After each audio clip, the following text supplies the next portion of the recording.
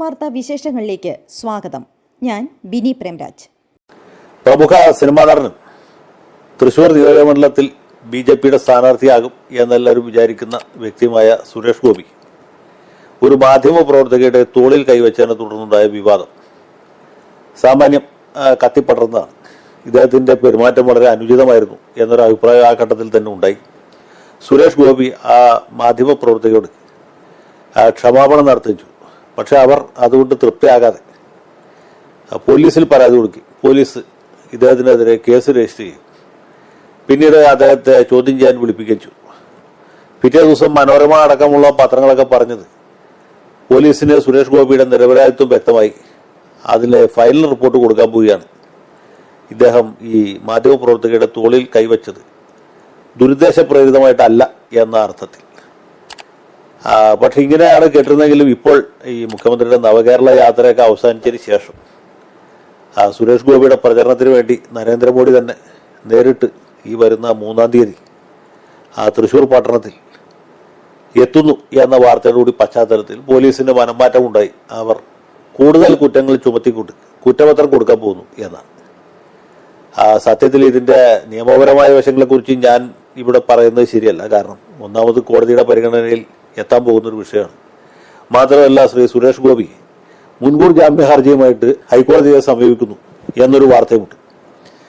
അപ്പോൾ ഏതായാലും അത് കോടതിയുടെ ഒരു പരിഗണനയിൽ എത്തുന്ന അല്ലെങ്കിൽ ഉടനെ എത്താൻ പോകുന്ന ഒരു വിഷയമായതുകൊണ്ട് നമ്മൾ നേരത്തെ കേട്ട പോലെയല്ല, ഇത് ഫൈനൽ റിപ്പോർട്ടിലേക്കല്ല ചാർജ് ഷീറ്റിലേക്കാണ് പോകുന്നത് എന്ന സാഹചര്യത്തിൽ പ്രത്യേകിച്ചു അതിന്റെ നിയമപരമായിട്ടുള്ള വശങ്ങളെക്കുറിച്ച് ഒരു അഭിഭാഷകനായി ഞാനൊരു അഭിപ്രായം പറയുന്നത് അനുചിതമായിരിക്കും. ഞാൻ അതിനെക്കുറിച്ച് ഒന്നും പറയുന്നില്ല. ഞാൻ പറയാൻ പോകുന്നത് ഇതിന്റെ രാഷ്ട്രീയ വശത്തെക്കുറിച്ചാണ്. നമുക്കറിയാവുന്ന പോലെ സുരേഷ് ഗോപി മലയാളത്തിൽ വലിയ ജനപിന്തുണയുള്ള ഒരു സിനിമാ നടനാണ്. അദ്ദേഹത്തിന് ഒരുപാട് ആരാധകരുണ്ട്. ആരാധകർക്കുപരി ഇദ്ദേഹത്തെ സ്നേഹിക്കുന്ന ഒരുപാട് ആളുകൾ വേറെയുമുണ്ട്. ഒരു BJP നേതാവായിട്ടോ അല്ലെങ്കിൽ ഒരു രാഷ്ട്രീയ പ്രവർത്തകനായിട്ടോ അല്ല, അല്ലെങ്കിൽ മുമ്പ് രാജ്യസഭയിലേക്ക് രാഷ്ട്രപതി നാമനിർദ്ദേശം ചെയ്ത ഒരാൾ എന്ന നിലയ്ക്ക്, ഒരു മുൻ പാർലമെന്റ് അംഗം എന്നുള്ള നിലയ്ക്ക് പോലുമല്ല, മറ്റു രീതിയിൽ തന്നെ അദ്ദേഹത്തിന് ഒരുപാട് ആരാധകരുണ്ട്. അദ്ദേഹത്തെ സ്നേഹിക്കുന്ന ഒരുപാട് ആളുകളുണ്ട്. ഈ വിഭാഗത്തിൽപ്പെട്ട ആളുകൾ ഉറച്ചു വിശ്വസിക്കുന്നത് സുരേഷ് ഗോപിക്കെതിരായിട്ട് ഈ മാധ്യമപ്രവർത്തക ഉന്നയിച്ച ആരോപണം രാഷ്ട്രീയ പ്രേരിതമാണ്. അവർ ജോലി ചെയ്യുന്നത് ഈ മതമൗലികവാദികൾ നടത്തുന്ന ടെലിവിഷൻ ചാനലിലാണ്. അതുപോലെ തന്നെ ഇവർ ഇടതുപക്ഷ രാഷ്ട്രീയ പാർട്ടിയുടെ സജീവ പ്രവർത്തകയാണ്. അതുകൊണ്ട് ഈ ആരോപണം ശരിയല്ല എന്നുള്ളതാണ്. അദ്ദേഹം തോളിൽ കൈവെക്കുന്നത് നിരവധി മാധ്യമപ്രവർത്തകരുടെയും ടെലിവിഷൻ ക്യാമറകളുടെയും മുമ്പിൽ വെച്ചാണ്. പിന്നെ അതിന് ദുരുദ്ദേശം ഉണ്ടായിരുന്നോ ഇല്ലയോ എന്നുള്ളതിൽ മാത്രമേ തർക്കമുള്ളൂ. അതിപ്പോൾ കോടതിയിൽ തെളിയിക്കപ്പെടേണ്ട കാര്യമാണ്. നമ്മൾ ഇവിടെ ചർച്ച ചെയ്യുന്നതിൽ യാതൊരു കഥയുമില്ല. കുറ്റം തെളിഞ്ഞാൽ അദ്ദേഹത്തെ ശിക്ഷിക്കും, കുറ്റം തെളിഞ്ഞില്ലെങ്കിൽ വെറുതെ വിടും. പക്ഷെ ഇങ്ങനെ ഒരു ആരോപണം ഉന്നയിച്ചതിന്റെ പുറകിൽ മറ്റ് ലക്ഷ്യങ്ങളുണ്ട് എന്ന് ആളുകൾ വിചാരിക്കും. അതുകൊണ്ടാണ് ഇദ്ദേഹത്തെ ചോദ്യം ചെയ്യുന്ന സമയത്തൊക്കെ അതിനെക്കുറിച്ച് വലിയ മാധ്യമ ശ്രദ്ധ ഉണ്ടായത്. ഇവിടെ മറ്റൊരു നടൻ ആളെ കൊട്ടേഷൻ വെച്ച് ഒരു നടിയെ ശാരീരിക ഉപദ്രവത്തിന് വിധേയമാക്കിയത് ഇപ്പോൾ വലിയ വിവാദമായിട്ട് കത്തിപ്പറയുകയാണ്. അങ്ങനെ ഒരു സാഹചര്യത്തിലാണ് ഇദ്ദേഹത്തിനെതിരായിട്ട് ഇങ്ങനെ ഒരു ആരോപണം ഉണ്ടാകുന്നത്. അപ്പോൾ തെരഞ്ഞെടുപ്പ് അടുക്കുന്ന സമയത്ത് അദ്ദേഹം തൃശ്ശൂർ മത്സരിക്കുമെന്ന് ഉറപ്പുള്ളത് കൊണ്ടാണ് ഇങ്ങനെ ഒരു ആരോപണം കെട്ടിച്ചമച്ചത് എന്നൊരു ആരോപണമാണ് മറുഭാഗത്തുള്ളത്. അപ്പോൾ അങ്ങനെ ഒരു സാഹചര്യത്തിൽ നിൽക്കുന്നു. മാത്രമല്ല ഇദ്ദേഹത്തിന്റെ പ്രചരണത്തിന്റെ ഉദ്ഘാടനത്തിന് വേണ്ടിയിട്ട്, അല്ലെങ്കിൽ പ്രചരണത്തിന് എന്ന മട്ടിൽ സുരേഷ് ഗോപിക്ക് വേണ്ടിയിട്ട് സാക്ഷാൽ ഇന്ത്യൻ പ്രധാനമന്ത്രി നരേന്ദ്രമോദി തന്നെ ജനുവരി 3-ാം തീയതി തൃശ്ശൂർ എത്തും. അവിടെ സ്ത്രീകളെ കൂട്ടി വലിയ ഒരു മെഗാ ഷോ സംഘടിപ്പിക്കും, റോഡ് ഷോ നടത്തും. അപ്പോൾ സ്ത്രീകൾക്ക് വേണ്ടി, സ്ത്രീ സുരക്ഷയ്ക്ക് വേണ്ടിയിട്ട് സുരേഷ് ഗോപി ഇന്ത്യൻ പ്രധാനമന്ത്രി നരേന്ദ്രമോദി കൂടി റോഡ് ഷോ നടത്താൻ പോകുമ്പോൾ ഇദ്ദേഹത്തെ ഇങ്ങനെ ഒരു ലൈംഗിക പീഡന കേസിൽ കുടുക്കി അദ്ദേഹത്തിന്റെ പ്രതിച്ഛായ മോശമാക്കി കളയാം എന്നാണ് പോലീസും അല്ലെങ്കിൽ പോലീസിനെ നിയന്ത്രിക്കുന്ന രാഷ്ട്രീയ സംവിധാനവും വിചാരിക്കുന്നത് എങ്കിൽ എന്ത് സംഭവിക്കുന്നതാണ് നമ്മളിവിടെ ചർച്ച ചെയ്യുന്നത്. ഇങ്ങനെ ഒരു ആരോപണം കൊണ്ട് സുരേഷ് ഗോപിയുടെ പ്രതിച്ഛായ തകരുമോ? അദ്ദേഹത്തെക്കുറിച്ച് സ്ത്രീകൾക്കിടയിൽ പ്രത്യേകിച്ചും പൊതുസമൂഹത്തിൽ പൊതുവേയുമുള്ള ഒരു മതിപ്പിന് ഇതുകൊണ്ട് കുറവ് സംഭവിക്കും. ഇദ്ദേഹം വരുമ്പോൾ സ്ത്രീപീഡന കേസിൽ പ്രതി വരുന്നു, ഇയാൾക്ക് വോട്ട് ചെയ്യുകയില്ല എന്നൊരു ധാരണയിലേക്ക് ജനങ്ങൾ പോകുമോ എന്നുള്ളതാണ് വിഷയം. ഇപ്പൊ കേരളത്തെ സംബന്ധിച്ചിടത്തോളം ഇതുപോലെ ആരോപണങ്ങൾ നേരിട്ട മറ്റു പല ആളുകളും ഉണ്ടായിട്ട് അവരിൽ മിക്കവർക്കും തന്നെ ഇത് ഒരു ആഡഡ് അഡ്വാൻറ്റേജ് ആയിട്ടാണ്, ഒരു പോസിറ്റീവായിട്ടുള്ള ഒരു കാര്യമായിട്ടാണ് മാറിയത്. ഏറ്റവും നല്ല ഉദാഹരണം ശശി തരൂരാണ്. അദ്ദേഹത്തിന്റെ ഭാര്യ ആത്മഹത്യത്തിന് തൊട്ടുപുറകെ നടന്ന തെരഞ്ഞെടുപ്പിൽ ഇതൊരു രാഷ്ട്രീയ വിഷയമായിട്ട് അദ്ദേഹത്തിനെതിരെ ഉന്നയിക്കാൻ ശ്രമിച്ചു. പക്ഷെ അത് പരാജയപ്പെട്ടു. അദ്ദേഹം എന്നിട്ടും തെരഞ്ഞെടുപ്പിൽ വിജയിച്ചു. അടുത്ത തെരഞ്ഞെടുപ്പിൽ പിന്നെയും വിജയിച്ചു. അങ്ങനെ പല ആളുകൾക്കും അനുഭവം ഉണ്ടായിട്ട് പി ജോസഫിനെതിരായിട്ട് ആരോപണമുണ്ട്. അദ്ദേഹത്തിന് ഭൂരിപക്ഷം കൂടുതൽ അത് കുറഞ്ഞില്ല. മറ്റ് പല ഉദാഹരണങ്ങളും നമ്മുടെ മുമ്പിലുണ്ട്. ഇതുകൊണ്ട് ഒരാളുടെ പൊളിറ്റിക്കൽ ഇമേജ് തകർന്നു പോകും എന്ന് വിചാരിക്കുന്നില്ല. മാത്രമേ ഇത് പരസ്യമായിട്ട് നടന്നൊരു കാര്യമാണ്.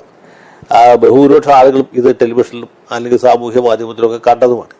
അപ്പോൾ ഒരു പെൺകുട്ടി അല്ലെങ്കിൽ ഒരു ചെറുപ്പക്കാരി ഒരാൾക്കെതിരെ പരാതി കൊടുത്തു എന്നുള്ളതുകൊണ്ട് അത് രാഷ്ട്രീയമായിട്ട് ഒരുപക്ഷെ തിരിച്ചടിക്കാനുള്ള സാധ്യത പോലും ഉണ്ട്. കാരണം ഈ കൗണ്ടർ പ്രചരണം അത്രയും ശക്തമായിട്ടാണ് നടക്കുന്നത്.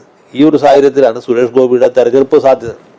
തെരഞ്ഞെടുപ്പിൽ അദ്ദേഹം ജയിക്കുമെന്നല്ല പറയുന്നത്. അദ്ദേഹത്തിന് തൃശ്ശൂർ മണ്ഡലത്തിൽ മത്സരിക്കുന്നു. വലിയ ഫാൻ ഫോളോയിങ് ആണ്, വലിയ പൊളിറ്റിക്കൽ ബാക്കിംഗ് ഉണ്ട്. ഇന്ത്യ ഭരിക്കുന്ന പാർട്ടിയുടെ പ്രതിനിധിയായിട്ടാണ് അദ്ദേഹം നോമിനേഷൻ കൊടുക്കാൻ പോകുന്നത്. ഇന്ത്യൻ പ്രധാനമന്ത്രി നേരിട്ട് വരുന്ന ഒരുപക്ഷെ രാജ്യത്ത് തന്നെ തെരഞ്ഞെടുപ്പ് പ്രചരണത്തിന്റെ തുടക്കം കുറിക്കുന്നത് തൃശ്ശൂരിൽ നിന്നാണ്.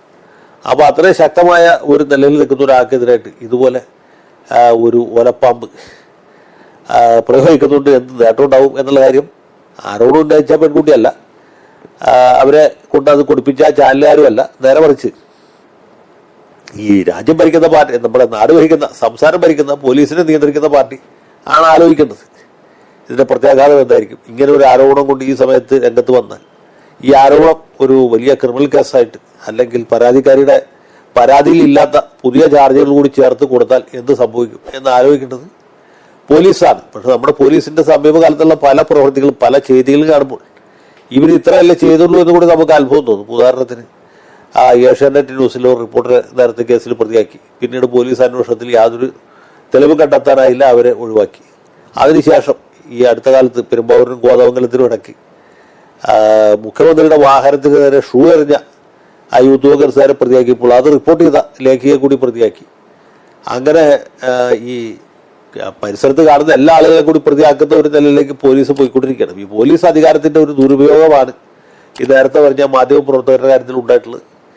അതിന്റെ ഒരു തുടർച്ചയാണ് ഇപ്പോൾ സംഭവിച്ചുകൊണ്ടിരിക്കുന്നത്. പോലീസിനെ കുറിച്ച് മൊത്തത്തിൽ നമ്മുടെ ആളുകളുടെ ഇടയിൽ തീരെ നല്ല അഭിപ്രായമല്ല ഉള്ളത്.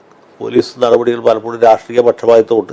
SFIക്കാർ സമരം ചെയ്യുകയാണെങ്കിൽ കേസെടുക്കുകയില്ല, KSUക്കാർ സമരം ചെയ്യുകയാണെങ്കിൽ പോലീസ് പൊതുവെ തല്ലും എന്ന നിലയിലേക്ക് കാര്യങ്ങൾ പോയിക്കൊണ്ടിരിക്കണം. അതിന്റെ പുറത്താണ് കൂനുമ്പ ഗുരുവായിട്ട് ഇപ്പോൾ സുരേഷ് ഗോപിയുടെ കേസ് കൂടി വന്നിട്ടുള്ളത്. നന്ദി, സ്നേഹം. മറ്റൊരു വാർത്തയുമായി നമുക്ക് വീണ്ടും കാണാം.